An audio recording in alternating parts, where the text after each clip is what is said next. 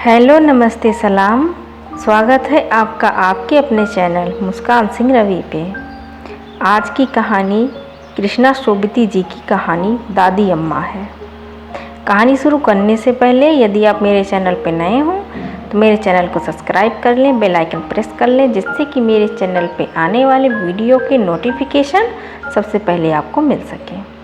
आइए शुरू करते हैं आज की अपनी कहानी दादी अम्मा। बहार फिर आ गई। बसंत की हल्की हवाएं पतझड़ के फीके ओठों को चुपके से चूम गई। जाड़े ने सिकुड़े सिकुड़े पंख फड़फड़ाए और सर्दी दूर हो गई। आंगन में पीपल के पेड़ पर नए पात खिल खिल आए। परिवार के हंसी खुशी में तैरते दिन रात मुस्कुरा उठे।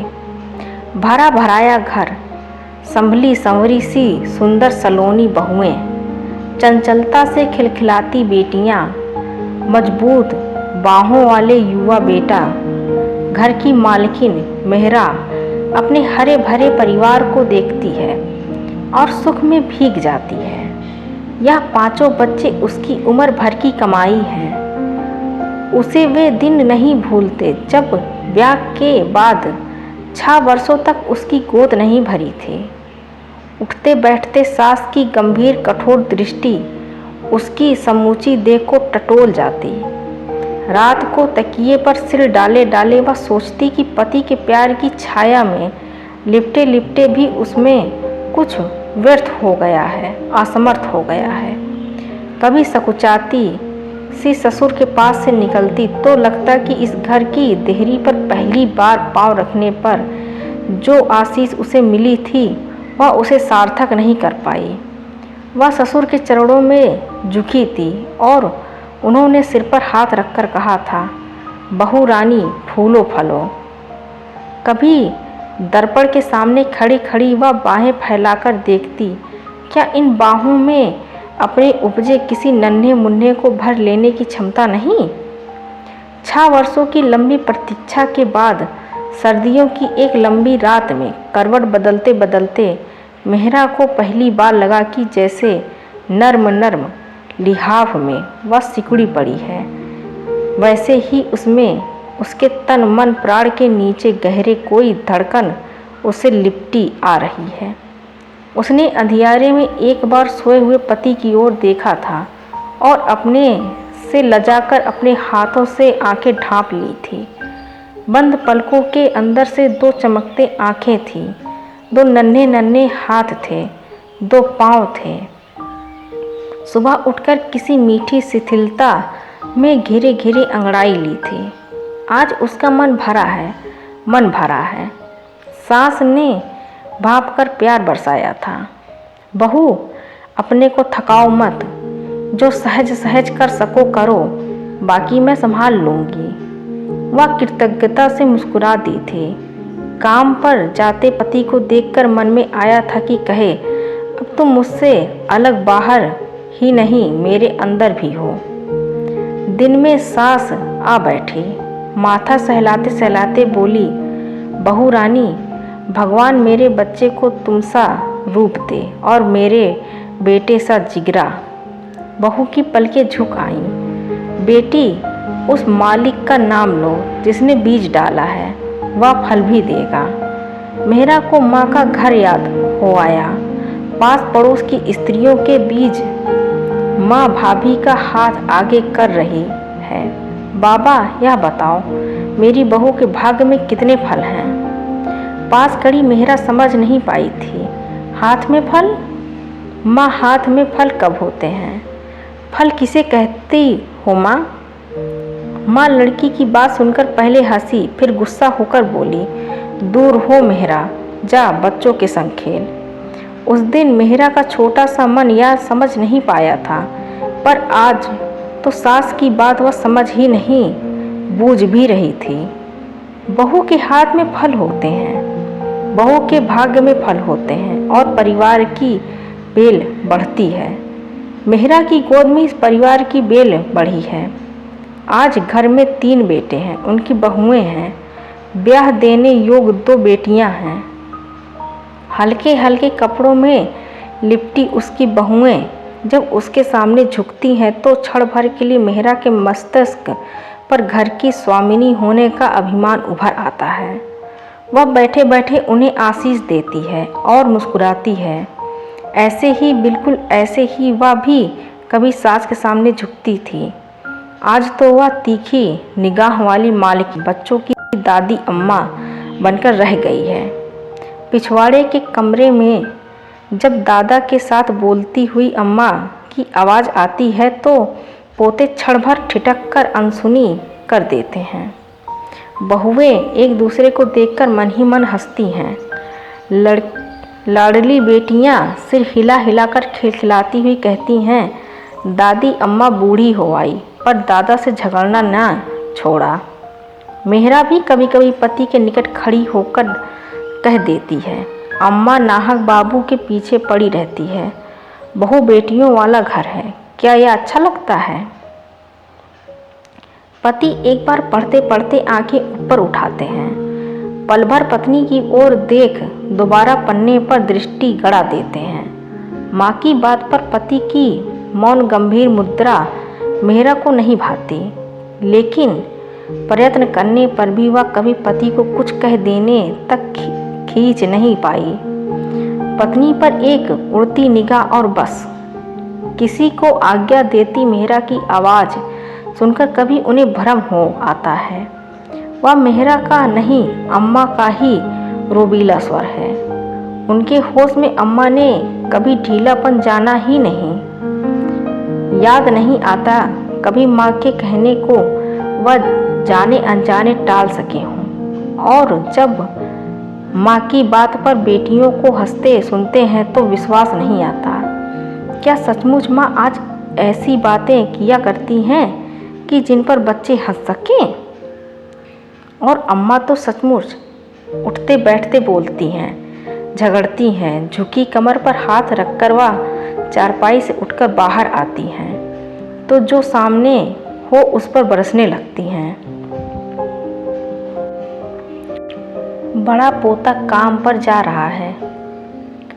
दादी अम्मा पास आ खड़ी हुई। एक बार ऊपर तले देखा और बोली, काम पर जा रहे हो बेटे? कभी दादा की ओर भी देख लिया करो। कब से उनका जी अच्छा नहीं। जिसके घर में भगवान के दिए बेटे पोते हों वह इस तरह बिना दवा दारू पड़े रहते हैं। बेटा, दादी अम्मा की नज़र बचाता है। दादा की खबर क्या घर भर में उसे ही रखनी है? छोड़ो, कुछ न कुछ कहती ही जाएंगी अम्मा, मुझे देर हो रही है। लेकिन दादी अम्मा जैसे राह रोक लेती हैं। अरे बेटा, कुछ तो लिहाज करो, बहू बेटे वाले हुए। मेरी बात तुम्हें अच्छी नहीं लगती? मेहरा मझली बहू से कुछ कहने जा रही थी। लौटती हुई बोली, अम्मा कुछ तो सोचो, लड़का बहू बेटों वाला है तो क्या उस पर तुम इस तरह बरसती रहोगी?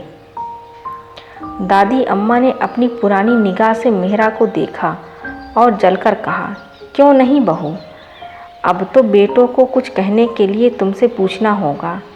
या बेटे तुम्हारे हैं, घर बार तुम्हारा है, हुक्म हासिल तुम्हारा है। मेहरा पर इस सबका कोई असर नहीं हुआ। सास को वहीं खड़ा छोड़ वह बहू के पास चली गई। दादी अम्मा ने अपनी पुरानी आंखों से बहू की वह रोबीली चाल देखी और ऊंचे स्वर में बोली, बहू रानी, इस घर में अब मेरा इतना सा मान रह गया है, तुम्हें इतना घमंड। मेहरा को सास के पास लौटने की इच्छा नहीं थी, पर घमंड की बात सुनकर लौट आई। मान की बात करती हो अम्मा, तो आए दिन छोटी छोटी बात लेकर जलने कल्पने से किसी का मान नहीं रहता। इस उल्टी आवाज़ ने दादी अम्मा को और जला दिया। हाथ हिला हिलाकर क्रोध में रुक रुक कर बोली, बहू, यह सब तुम्हारे अपने सामने आएगा। तुमने जो मेरा जीना दूभर कर दिया है, तुम्हारी तीनों बहुएं भी तुम्हें इसी तरह समझेंगी। क्यों नहीं, जरूर समझेंगी। कहते कहते दादी अम्मा झुकी कमर से पग उठाती हुई अपने कमरे की ओर चल दी। राह में बेटे के कमरे का द्वार खुला देखा तो बोली, जिस बेटे को मैंने अपना दूध पिलाकर पाला, आज उसे देखो। मुझे महीनों बीत जाते हैं, उससे इतना नहीं हो पाता कि बूढ़ी अम्मा की सुधि ले। मेहरा मझली बहू को घर के काम धंधे के लिए आदेश दे रही थी, पर कान इधर ही थे। बहुएं उसे भी समझेंगी। इस अभिशाप को वह कड़वा घूंट समझकर पी गई थी, पर पति के लिए सास का यह उलाहना सुनकर न रहा गया। दूर से ही बोली, अम्मा मेरी बात छोड़ो, पराए घर की हूँ, पर जिस बेटे को घर भर में सबसे अधिक तुम्हारा ध्यान है, उसके लिए यह कहते हुए तुम्हें झिझक नहीं आती? फिर कौन माँ है जो बच्चे को पालती पोसती नहीं? अम्मा ने अपनी झुर्रियों पड़ी गर्दन पीछे की। माथे पर पड़े तेवरों में इस बार क्रोध नहीं, भत्सना थी। चेहरे पर वही पुराना उपेक्षा लौट आई। बहू, किससे क्या कहा जाता है, या तुम बड़े समधियों से माथा लगाकर सब कुछ भूल गई हो? माँ अपने बेटे से क्या कहे, या भी क्या अब मुझे बेटे की बहू से ही सीखना पड़ेगा? सच कहती हूँ बहू, सभी माएँ बच्चों को पालती हैं, मैंने कोई अनोखा बेटा नहीं पाला। बहू, फिर तुम्हें तो मैं पराई बेटी करके ही मानती रही हूँ। तुमने बच्चे आप जने, आप ही वे दिन काटे, आप ही बीमारियाँ झेली। मेरा ने खड़े खड़े चाहा कि सास पर या कुछ कहकर और करती। वह इतनी दूर नहीं उतरी कि इन बातों का जवाब दे। चुपचाप पति के कमरे में जाकर इधर उधर बिखरे कपड़े सहेजने लगी। दादी अम्मा कड़वे मन से अपनी चारपाई पर जा पड़ी। बुढ़ापे की उम्र भी कैसी होती है, जीते जी मन से संग टूट जाता है। कोई पूछता नहीं, जानता नहीं। घर के पिछवाड़े, जिसे वह अपनी चलती उम्र में कोठरी कहा करती थी, उसी में वह आज अपने पति के साथ रहती है। एक कोने में उसकी चारपाई और दूसरे कोने में पति की, जिसके साथ उसने अनगिनत बहारें और पतझड़ गुजार दिए हैं। कभी घंटों वे चुपचाप अपनी अपनी जगह पर पड़े रहते हैं। दादी अम्मा बीच बीच में करवट बदलते हुए लंबी सांस लेती हैं। कभी पतली नींद में पड़ी पड़ी वर्षों पहले की कोई भूली बिसरी बात करती हैं, पर बच्चों के दादा उसे सुनते नहीं। दूर कमरों में बहुओं की मीठी दबी दबी हंसी वैसे ही चलती रहती है। बेटियां खुले खुले खिलखिलाती हैं। बेटों के कदमों की भारी आवाज़ कमरे तक आकर रह जाती है, और दादी अम्मा और पास पड़े दादा में जैसे बीत गए वर्षों की दूरी झूलती रहती है। आज दादा जब घंटों धूप में बैठकर अंदर आए तो अम्मा लेटी नहीं, चारपाई की बाह पर बैठी थी। गाढ़े की धोती से पूरा तन नहीं ढका था। पल्ला कंधे से गिरकर एक ओर पड़ा था। वक्ष खुला था। आज वक्षों में ढकने को रह भी क्या गया था। गले और गर्दन की झुर्रियाँ एक जगह आकर इकट्ठा हो गई थीं। पुरानी छाती पर कई तिल चमक रहे थे। सिर के बाल उदासीनता से माथे के ऊपर सटे थे। दादा ने देख कर भी नहीं देखा। अपने सा पुराना कोट उतारकर खूंटी पर लटकाया और चारपाई पर लेट गए। दादी अम्मा देर तक बिना हिले डुले वैसी की वैसी बैठी रही। सीढ़ियों पर छोटे बेटे के पाँव के उतावली सी आहट हुई। उमंग की छोटी सी गुनगुनाहट द्वार तक आकर लौट गई। ब्याह के बाद वे दिन मीठे मधुर दिन। पाँव बार बार घर की ओर लौटते हैं। प्यार सी बहू आँखों में प्यार भरकर देखती है, लजाती है, सकुचाती है और पति की बाहों में लिपट जाती है। अभी कुछ महीने हुए, यही छोटा बेटा माथे पर फूलों का सेहरा लगाकर ब्याहने गया था। बाजे गाजे के साथ जब लौटे तो संग में दुल्हनियाँ थी। सबके साथ दादी अम्मा ने भी पतोहू का माथा चूमकर उसे हाथ का कंगन दिया था। पतोहू ने झुककर दादी अम्मा के पाँव छुए थे और अम्मा लेन देन पर मेहरा से लड़ाई झगड़ा की बात भूलकर कई क्षण दुल्हनिया के मुखड़े की ओर देखती रही थी। छोटी बेटी ने चंचलता से परिहास कर कहा था, दादी अम्मा सच कहो, भैया की दुल्हनिया तुम्हें पसंद आई? क्या तुम्हारे दिन भी शादी ब्याह में ऐसे ही कपड़े पहने जाते थे? कहकर छोटी बेटी ने दादी के उत्तर की प्रतीक्षा नहीं की, हंसी हंसी में किसी और से उलझ पड़ी। मेहरा बहू बेटे को घेर कर अंदर ले गई। दादी अम्मा भटकी भटकी दृष्टि से वे अनगिनत चेहरे देखती रही। कोई पास पड़ोसिन उसे बधाई दे रही थी। बधाई हो अम्मा, सोने सी बहू आई है। शुक्र है उस मालिक का, तुमने अपने हाथों छोटे पोते का भी काज संवारा। अम्मा ने सिर हिलाया। सचमुच आज उस जैसा कौन है? पोतों की उसे हौस थी, आज पूरी हुई। पर काज संवारने में उसने क्या किया? किसी ने कुछ पूछा ही नहीं तो करती क्या? समधियों से बातचीत, लेन देन, दुल्हनिया के कपड़े गहने, सब मेहरा के अभ्यस्त हाथों से होता रहा है। घर में पहले 2 ब्याह हो जाने पर अम्मा से सलाह सम्मति करना भी आवश्यक नहीं रह गया। केवल कभी कभी कोई नया गहना गढ़वाने पर या नया जोड़ा बनवाने पर मेहरा उसे सास को दिखा देती। बड़ी बेटी देखकर कहती है, अम्मा, माँ अम्मा को दिखाने जाती हो। वह तो कहेंगी या गले का गहना हाथ लगाते उड़ता है, कोई भारी ठोस कंठा बनवाओ, सिर की सिंगार पट्टी बनवाओ। मेरे अपने ब्याह में मायके से 50 तोले का रानी हार चढ़ा था, तुम्हें याद नहीं? तुम्हारे ससुर को कहकर उसी के भारी जड़ाऊ कंगन बनवाए थे तुम्हारे ब्याह में।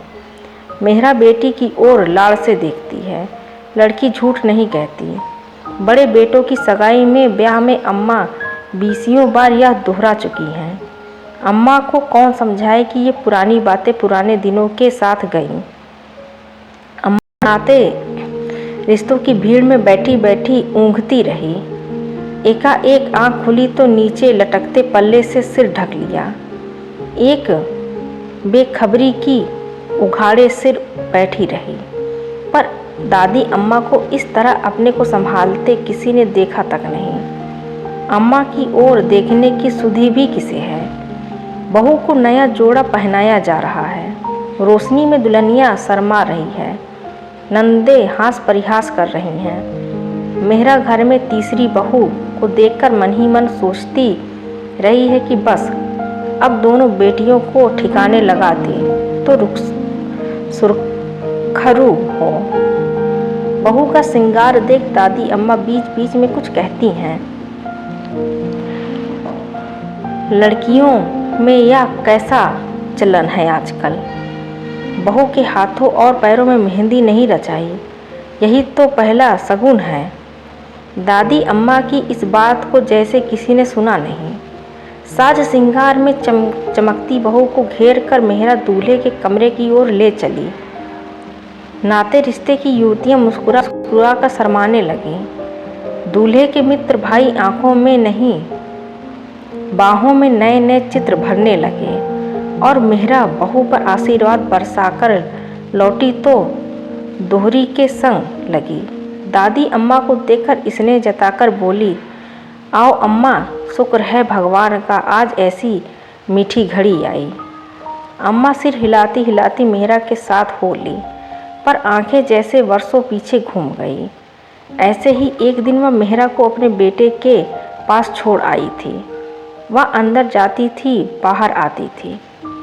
वह इस घर की मालकिन थी। पीछे और पीछे बाजे गाजे के साथ उसका अपना डोला इस घर के सामने आ खड़ा हुआ। गहनों की छनकार करती वह नीचे उतरी।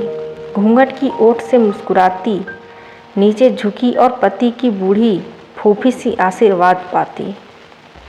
दादी अम्मा को ऊँघते देख बड़ी बेटी हिलाकर कहने लगी, उठो अम्मा, जाकर सो रहो, यहाँ तो अभी देर तक हंसी ठट्ठा होता रहेगा। दादी अम्मा झपी झपी आंखों से पोती की ओर देखती है और झुकी कमर पर हाथ रखकर अपने कमरे की ओर लौट जाती है। उस दिन अपनी चारपाई पर लेटकर दादी अम्मा सोई नहीं। आंखों में न ऊँघ थी न नींद। एक दिन वह भी दुल्हनिया बनी थी। बूढ़ी फूफी ने सजाकर उसे भी पति के पास भेजा था। तब क्या उसने यह कोठरी देखी थी? ब्याह के बाद वर्षों तक उसने जैसे यह जाना ही नहीं कि फूफी दिन भर काम करने के बाद रात को यहाँ सोती है। आंखें मूंद जाने से पहले जब फूफी बीमार हुई तो दादी अम्मा ने कुलीन बहू की तरफ उसकी सेवा करते करते पहली बार यह जाना था कि घर में इतने कमरे होते हुए भी फूफी इस पिछवाड़े में अपने अंतिम दिन बरस काट गई है। पर यह देखकर जानकर उसे आश्चर्य नहीं हुआ था। घर के पिछवाड़े में पड़ी फूफी की देह छाहदार पेड़ के पुराने तने की तरह लगती थी, जिसके पत्तों की छां उससे अलग, उससे परे घर भर पर फैली हुई थी। आज तो दादी अम्मा स्वयं फूफी बनकर इस कोठरी में पड़ी है। ब्याह के कोलाहल से निकलकर जब दादा थककर अपनी चारपाई पर लेटे तो एक लंबा चैन का सा सांस लेकर बोले, क्या सो गई हो? एक बार की रौनक लेन देन तो मझले और बड़े बेटे के ब्याह को भी पार कर गई। समधियों का बड़ा घर ठहरा। दादी अम्मा लेन देन की बात पर कुछ कहना चाहते हुए भी नहीं बोली, चुपचाप पड़ी रही। दादा सो गए। आवाज़ें धीमी हो गईं। बरामदे में मेहरा का रोबीला स्वर नौकर चाकरों को सुबह के लिए आज्ञाएं देकर मौन हो गया। दादी अम्मा पड़ी रही और पतली नींद से घिरी आंखों से नए पुराने चित्र देखती रही। एकाएक करवट लेते लेते 2-4 कदम उठाए और दादा की चारपाई के पास आ खड़ी हुई। झुककर कई क्षण तक दादा की ओर देखती रही।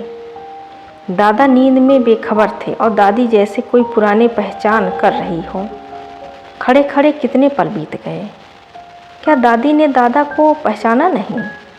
चेहरा उसके पति का है, पर दादी तो इस चेहरे को नहीं, चेहरे के नीचे पति को देखना चाहती है। उसे बिछुड़ गए वर्षों में से वापस लौटा देना चाहती है। सिरहने पर पड़ा दादा का सिर बिल्कुल सफ़ेद था। बंद आँखों से लगी झुर्रियाँ ही झुर्रियाँ थीं।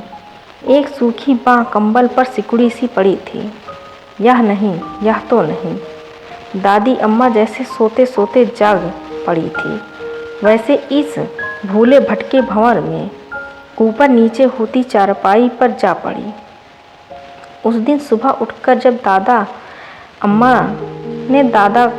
दादी अम्मा ने दादा को बाहर जाते देखा तो लगा कि रात भर की भटकी भटकी तस्वीरों में से कोई भी तस्वीर उसकी नहीं थी। वह इस सूखी देह को झुके कंधे में से किसी ढूंढ रही थी। दादी अम्मा चारपाई की बाहों से उठी और लेट गई। अब तो इतनी सी दिनचर्या शेष रह गई है। बीच बीच में कभी उठकर बहुओं के कमरे की ओर जाती है तो लड़ झगड़ कर लौट आती है। कैसे हैं उसके पोते जो उम्र के रंग में किसी की बात नहीं सोचते, किसी की ओर नहीं देखते। बहू और बेटा उन्हें भी कहाँ फुर्सत है। मेहरा तो कुछ न कुछ कहकर चोट करने से भी नहीं चूकती। लड़ने को तो दादी भी कम नहीं, पर तब तीखा तेज बोल लेने पर जैसे वह थककर चूर चूर हो जाती है। बोलती है, बोले बिना रहा नहीं जाता, पर बाद में घंटों बैठती सोचती रहती है कि वह क्यों उनसे माथा लगाती है।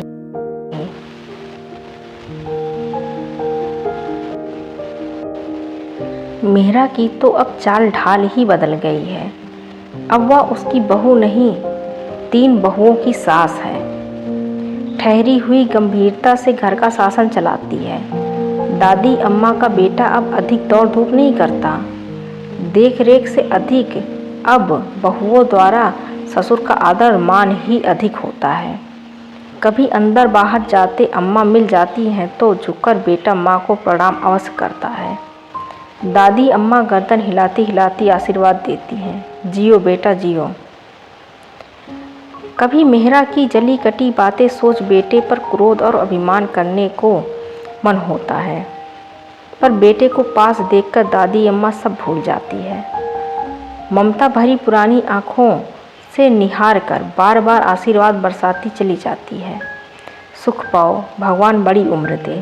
कितना गंभीर और शीलवान है उसका बेटा, है तो उसका ना। पोतों को ही देखो, कभी झुककर दादा के पांव तक नहीं छूते। आखिर माँ का असर कैसे जाएगा।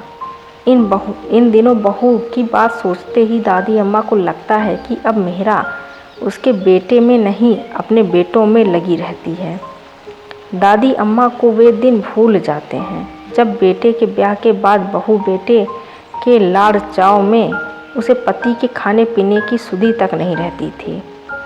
अब जब लाख लाख शुक्र करने पर पहली बार मेहरा की गोद भरने वाली थी तो दादी अम्मा ने आकर दादा से कहा था, बहू के लिए अब यह कमरा खाली करना होगा। हम लोग फूफी के कमरे में जा रहेंगे। दादा ने एक भरपूर नज़रों से दादी अम्मा की ओर देखा था, जैसे वह बीत गए वर्षों को अपनी दृष्टि से टटोलना चाहते हों। फिर सिर पर हाथ फिरते फिरते कहा था, क्या बेटे वाला कमरा बहू के लिए ठीक नहीं? नाहक क्यों यह सब उल्टा सीधा करवाती हो? दादी अम्मा ने हाथ हिलाकर कहा, ओहो, तुम समझोगे भी। बेटे के कमरे में बहू को रखूंगी तो बेटा कहाँ जाएगा? उल्टे सीधे की फिक्र तुम क्यों करते हो? मैं सब ठीक कर लूँगी। और पत्नी के चले जाने पर दादा बहुत देर बैठे बैठे भारी मन से सोचते रहे कि जिन वर्षों का बीतना उन्होंने आज तक नहीं जाना, उन्हीं पर पत्नी की आशा विराम बनकर आज खड़ी हो गई है। आज सचमुच ही उसे इस उलटफेर की परवाह नहीं। इस कमरे में बड़ी फूफी उनकी दुल्हनिया को छोड़ गई थी। उस कमरे को छोड़कर आज वह फूफी के कमरे में जा रहे हैं।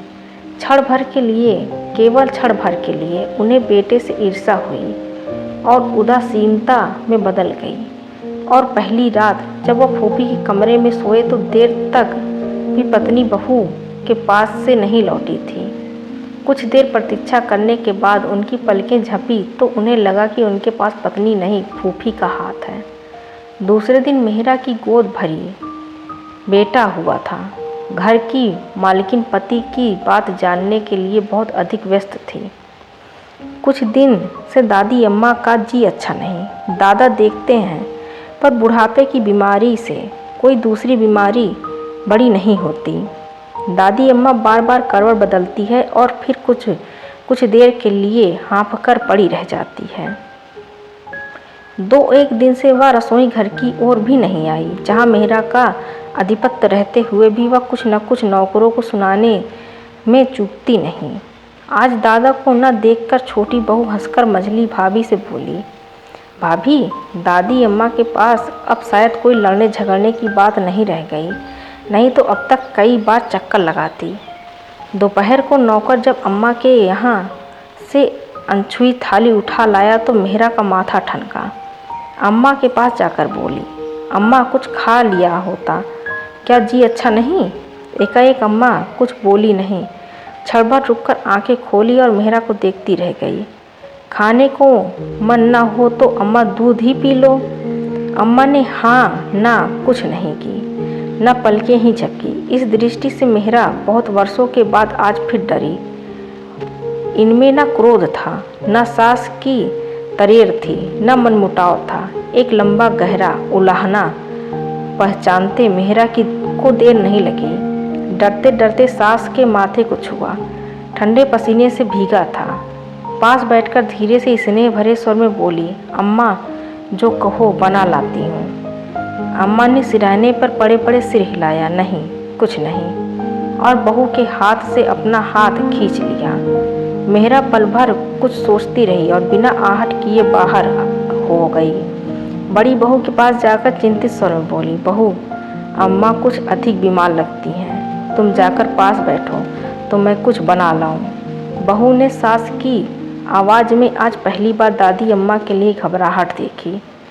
दबे पांव जाकर अम्मा के पास बैठ हाथ पांव दबाने लगी। अम्मा ने इस बार हाथ नहीं खींचे, ढीली सी लेटी रही। मेहरा ने रसोई घर में जाकर दूध गर्म किया। औटने लगी तो एकाएक हाथ अटक गया।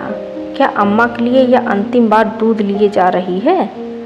दादी अम्मा ने बेखबरी में 2-4 घूंट दूध पीकर छोड़ दिया। चारपाई पर पड़ी अम्मा चारपाई के साथ लगी दिखती थी।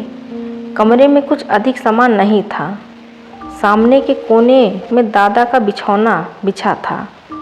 शाम को दादा आए तो अम्मा के पास बहू और पतोहू को बैठे देखा। पूछा, अम्मा तुम्हारी रूठकर लेटी है क्या? मेहरा ने अम्मा की बाँह आगे कर दी। दादा ने छूकर हौले से कहा, जाओ बहू, बेटा आता ही होगा, उसे डॉक्टर को लिवाने भेज देना। मेरा ससुर के शब्दों को गंभीरता जानते हुए चुपचाप बाहर हो गई। बेटे के साथ जब डॉक्टर आया तो दादी अम्मा के तीनों पोते भी वापस आ खड़े हुए। डॉक्टर ने सधे सधाए हाथों से दादी की परीक्षा की। जाते जाते दादी के बेटे से कहा, कुछ ही घंटे और। मेहरा ने बहुओं को धीमे स्वर में आज्ञा दी और बेटे से बोली, बारी बारी से खा पी लो, फिर पिता और दादा को भेज देना। अम्मा के पास से हटने की पिता और दादा की बारी नहीं आई। उस रात दादी ने बहुत जल्दी की। डूबते डूबते हाथ पांव से छटपटा कर एक बार आंखें खोली और बेटे और पति के आगे बाहें फैला दी, जैसे कहती हो, मुझे तुम पकड़ रखो।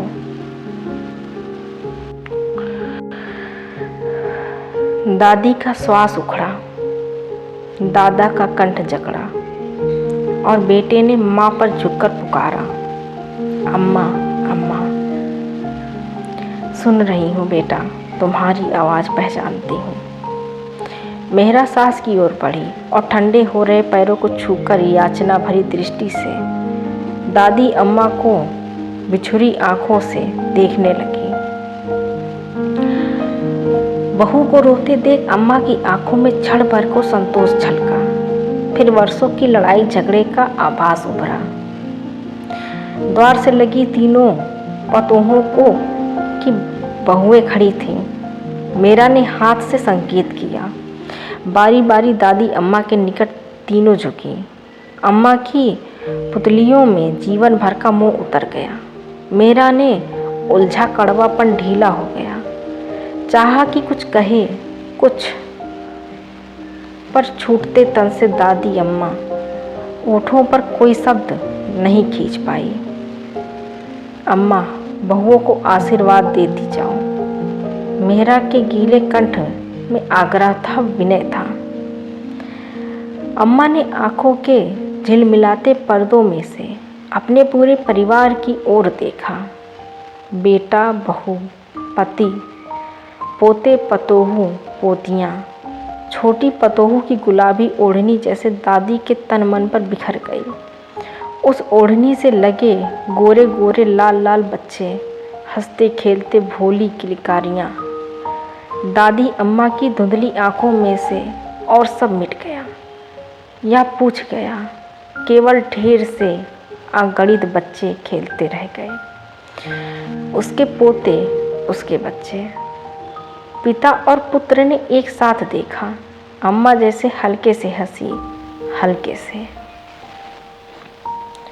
मेहरा को लगा अम्मा बिल्कुल वैसे हंस रही है जैसे पहली बार बड़े बेटे के जन्म पर वह उसे देखकर हंसी थी। समझ गई बहुओं को आशीर्वाद मिल गया। दादा ने अपने सिकुड़े हाथ से दादी का हाथ लेकर आंखों से लगाया और बच्चों की तरफ बिलख बिलख कर रो पड़े।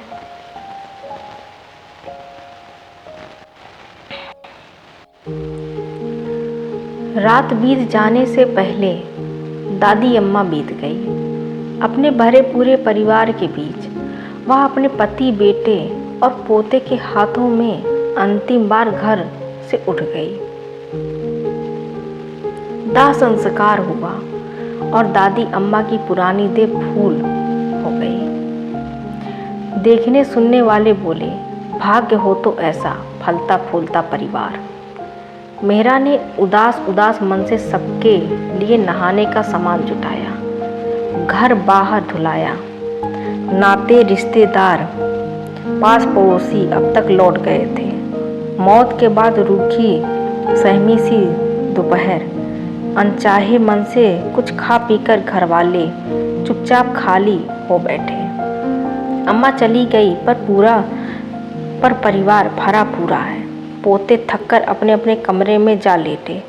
बहुएं उठने से पहले सास की आज्ञा पाने को बैठी रहीं। दादी अम्मा का बेटा निढाल होकर कमरे में जा लेटा। अम्मा की खाली कोठरी का ध्यान आते ही मन बह आया। कल तक अम्मा थी तो सही उस कोठरी में रुआसी आंखें बरसकर झुक आईं तो सपने में देखा नदी किनारे घाट पर अम्मा खड़ी है। अपनी चिता को जलते देख कहती है, जाओ बेटा, दिन ढलने को आया, अब घर लौट चलो। बहू राह देख रही होगी, जरा संभल कर जाना। बहू से कहना बेटियों को अच्छे ठिकाने लगाए। दृश्य बदला। अम्मा द्वार पर खड़ी है, झांक कर उसकी ओर देखती है। बेटा, अच्छी तरह कपड़ा ओढ़कर सो। हाँ बेटा, उठो तो कोठरी में बाबू को मिल आओ, या बिछो, उनसे न झेला जाएगा। बेटा, बापू को देखते रहना। तुम्हारे बापू ने मेरा हाथ पकड़ा था, उसे अंत तक निभाया, पर मैं ही छोड़ चली। बेटे ने हड़बड़ाकर आंखें खोली।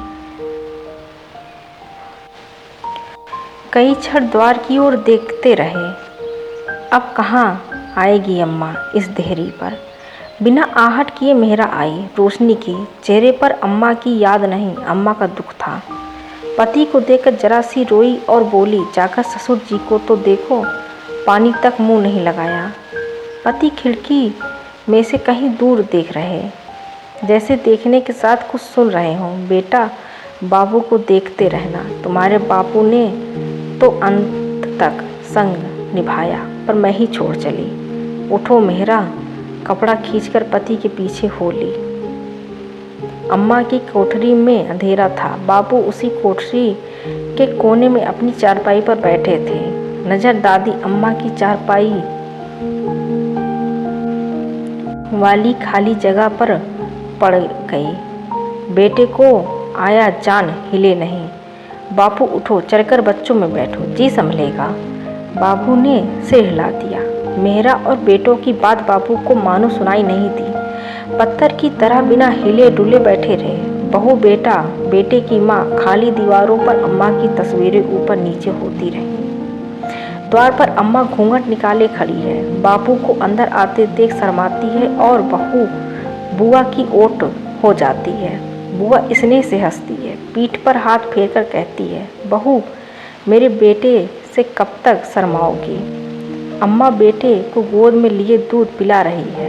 बापू घूम फिरकर पास आ खड़े होते हैं। तेवर चढ़े तीखे बालों को फीका बनाकर कहते हैं, मेरी देख रेख अब सब भूल गई हो। मेरे कपड़े कहाँ डाल दिए। अम्मा बेटे के सिर को सहलाते सहलाते मुस्कुराती है, फिर बापू की आंखों में भरपूर देखकर कहती है, अपने ही बेटे से प्यार का बंटवारा कर झुंझलाने लगे। बापू इस बार झुंझलाते नहीं, झिझकते हैं। फिर एकाएक दूध पीते बेटे को अम्मा से लेकर चूम लेते हैं। मुन्ने के पतले नर्म ओठों पर दूध की बूंद अब भी चमक रही है। बापू अंधेरे में अपनी आंखों पर हाथ फेरते हैं, हाथ गीले हो जाते हैं। उनके बेटे की माँ आज नहीं रही। तीनों बेटे दबे पांव आकर दादा को झांक आए। बहुएं सास की आज्ञा पा अपने अपने कमरे में जा लेटी। बेटियों को सोता जान मेहरा पति के पास आई और सिर दबाते दबाते प्यार से बोली, अब हौसला करो। लेकिन एकाएक किसी की गहरी सिसकी सुन चौंक पड़ी। पति पर झुककर बोली, बापू की आवाज़ लगती है, देखो तो। बेटे ने जाकर बाहर वाले द्वार खोला। पीपल से लगी झुकी सी छाया। बेटे ने कहना चाहा बाबू, पर बैठे गले से आवाज़ निकली नहीं। हवा में पत्ते खड़खड़ाए, टहनियाँ हिली और बापू खड़े खड़े सिसकते रहे। बाबू, इस बार बापू ने कानों में पड़े पोते की आवाज़ आई।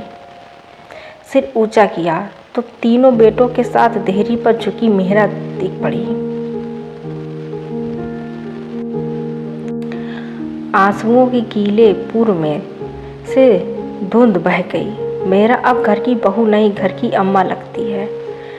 बड़े बेटे का हाथ पकड़कर बापू के निकट आई, झुककर गहरे स्नेह से बोली, बापू अपने इन बेटों की ओर देखो, यह सब अम्मा का ही तो प्रताप है। महीने भर के बाद बड़ी बहू की झोली भरेगी, अम्मा का परिवार और फूले फलेगा। बापू ने इस बार सिसकी नहीं भरी, आंसुओं को खुले बह जाने दिया। पेड़ के कड़े तने से हाथ उठाते उठाते सोचा, दूर तक धरती में बैठी अगणित जड़ें अंदर ही अंदर इस बड़े पुराने पीपल को थामे हुए हैं। दादी अम्मा इसे नित्य पानी दिया करती थी, आज वह भी धरती में समा गई है। उसके तन से ही तो बेटे पोते का यह परिवार फैला है। पीपल की घनी छां की तरह यह और फैलेगा। बहू सच कहती है, यह सब अम्मा का ही प्रताप है। वह मरी नहीं, वह तो अपनी देह पर के कपड़े बदल गई। अब वह बहू में जिएगी, फिर बहू की बहू में। आज की कहानी बस इतनी सी। मिलते हैं अगली किसी कहानी के साथ। Thank you for watching.